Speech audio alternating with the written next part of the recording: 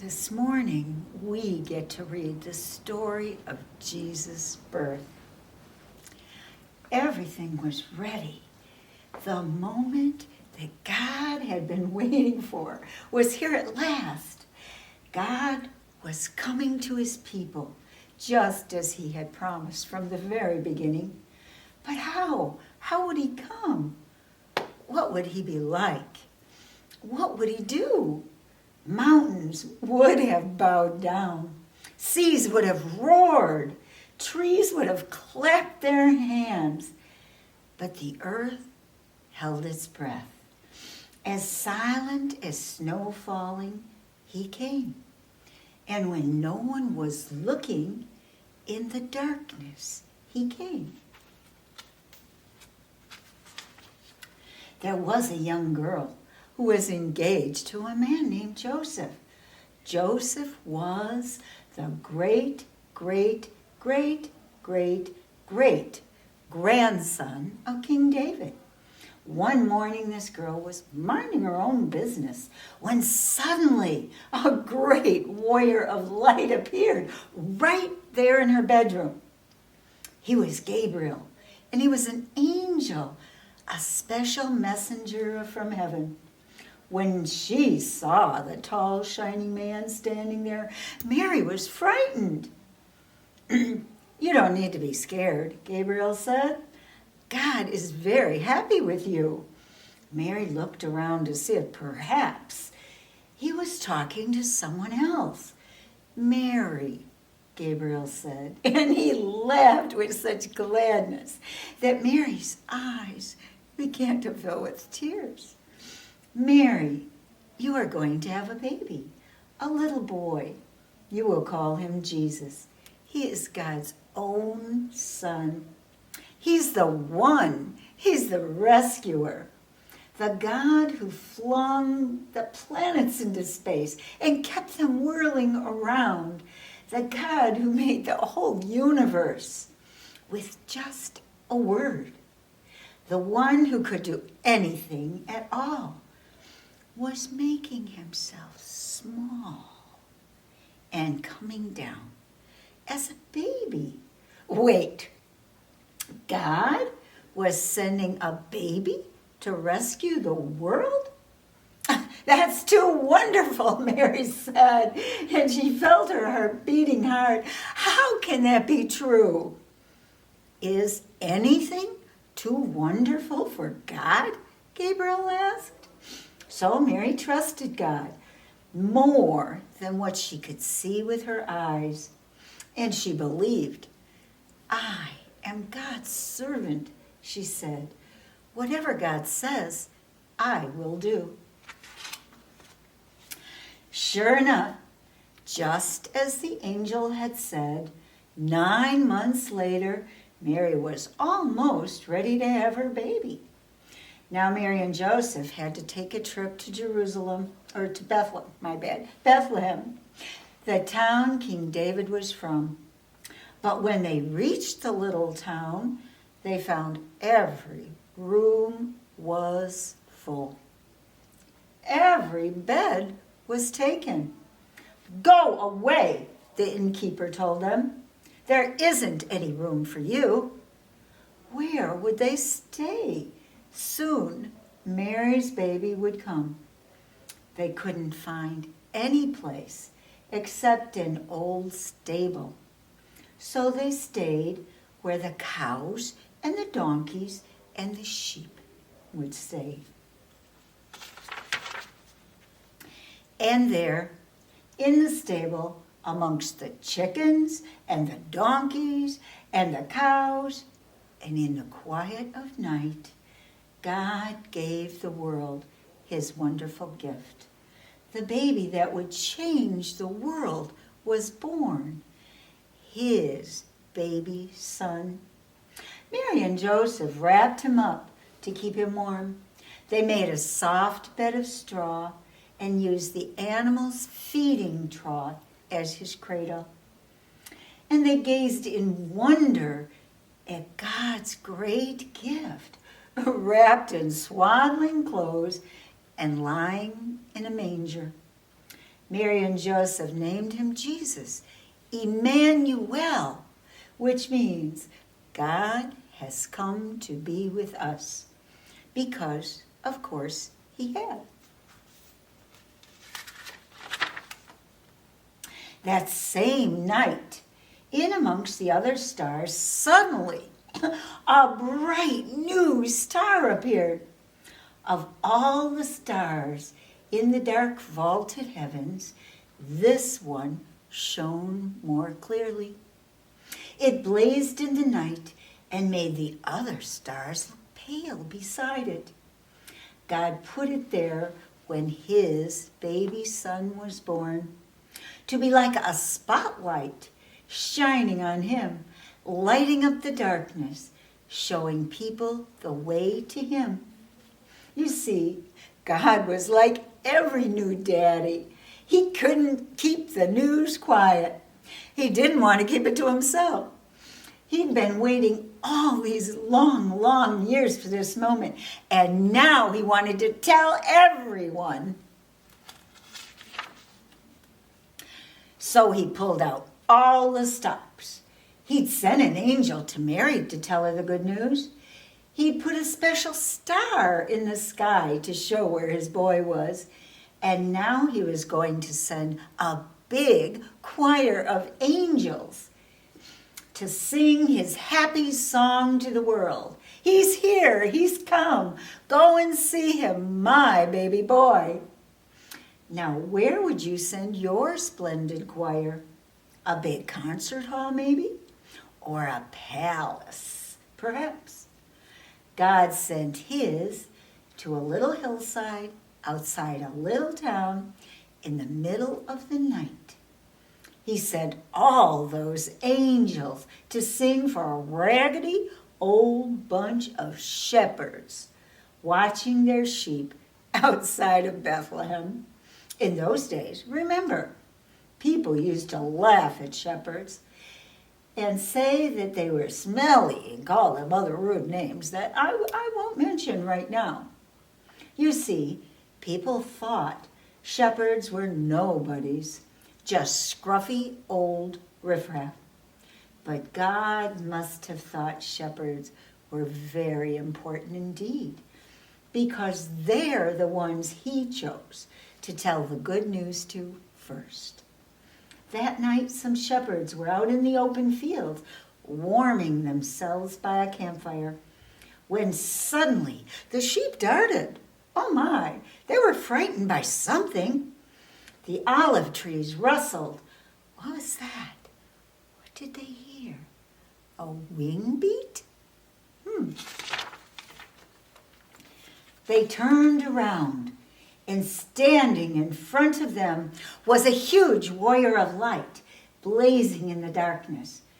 "Don't be afraid of me," the bright shining man said. "I haven't come to hurt you. I've come to bring you happy news for everyone, everywhere. Today in David's town, in Bethlehem, God's son has been born. You can go and see him. He's sleeping in a manger." Behind the angel they saw a glowing cloud, except it wasn't really a cloud. It was a choir of many angels, troops and troops of angels, armed with light. And they were singing a beautiful song.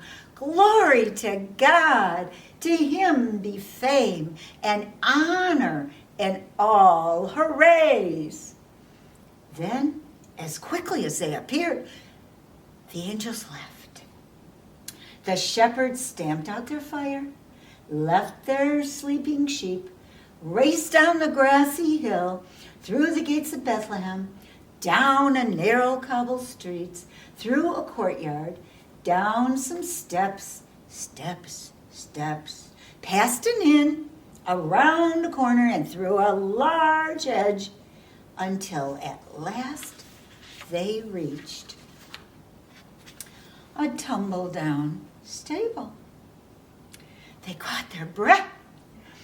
Then quietly they tiptoed inside.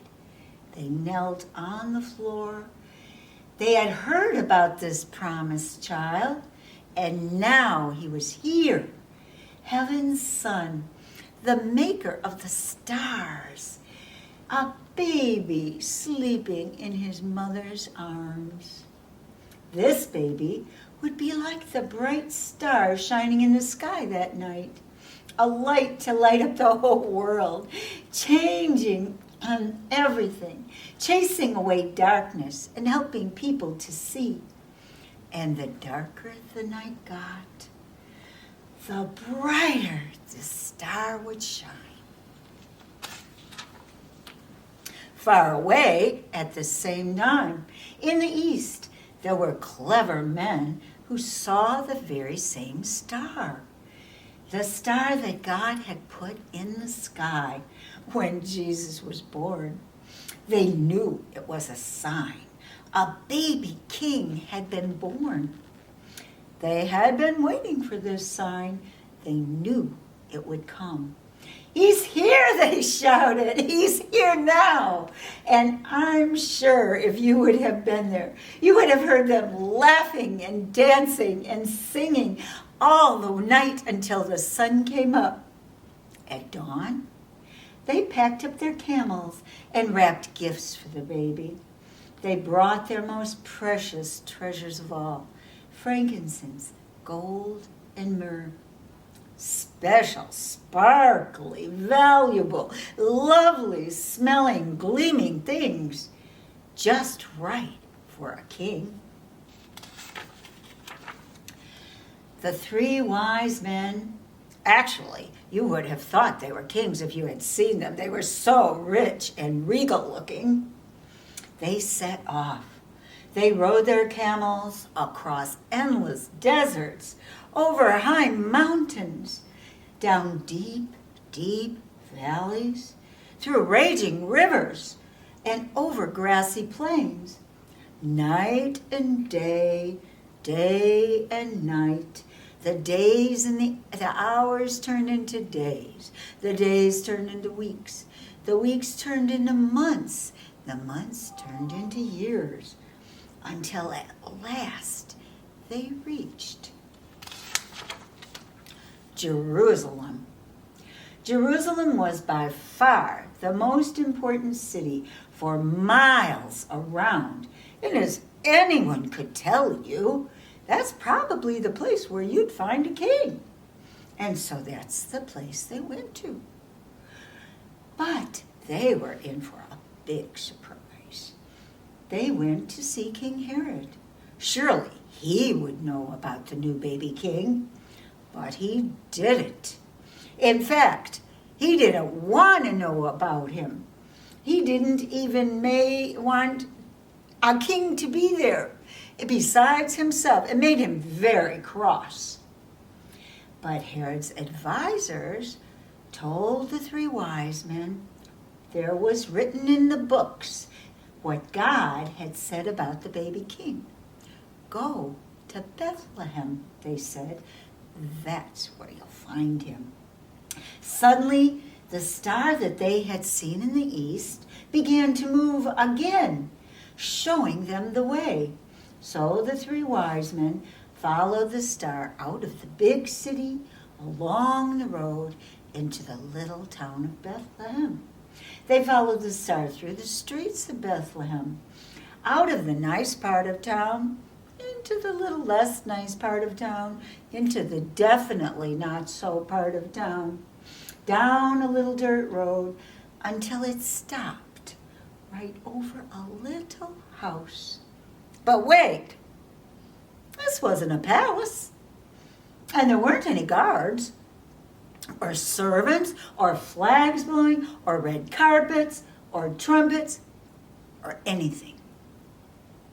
Did they get it wrong? Had they made a mistake? Or was this what God meant? Sure enough, in that little house, there, sitting on his mother's knee, they found him, a baby king. The three men knelt down before the little king. They took off their rich royal turbans and their gleaming crowns. They bowed their noble heads to the ground and gave him their sparkling treasures. The journey that had been so many centuries before had led these wise men here, to a little town, to a little house, to a little child, to the king God had promised David all these years before. But this child was a new kind of king. Though he was the very Prince of Heaven, he had become poor. Though he was the mighty God, he had become a helpless little child. This king didn't come to be the boss. This king had come to be a servant. Hi kids, Merry Christmas. I wanted to share 3 Christmas jokes with you that I found that I thought were pretty funny, and you can share them with your friends too. Okay, so here's the first one. What do angry mice send each other at Christmas time? You ready? Cross mouse cards. Okay, here's the next one. What does the gingerbread man put on his bed? Cookie sheets. Okay, here's my favorite one. Last one, favorite one. What did one snowman say to the other snowman? Do you smell carrots? Have a wonderful Christmas, you guys. Bye. Hey gang, Merry Christmas. Merry Christmas, everyone. I hope you're having a fantastic time and have a good holiday, and I will see you soon. Bye. Hey, Agape kids. I just wanted to say Merry Christmas. Hello, Agape friends. I just wanted to wish you guys a Merry Christmas and tell you something that I think is really cool about Christmas. So the thing that I think is really cool about Christmas is we sing all these Christmas songs about Jesus. And I'm not just saying we as in me and you that go to church, but I'm saying like people all around us, people that celebrate Christmas, they sing these songs and hear these stories about Jesus. And I just think that's really cool. And I think it's a great way for people to start learning about Jesus who don't know Jesus. So that is super awesome. And I just wanted to say that. And I also just wanted to say Merry Christmas. I hope to see you guys soon. Bye.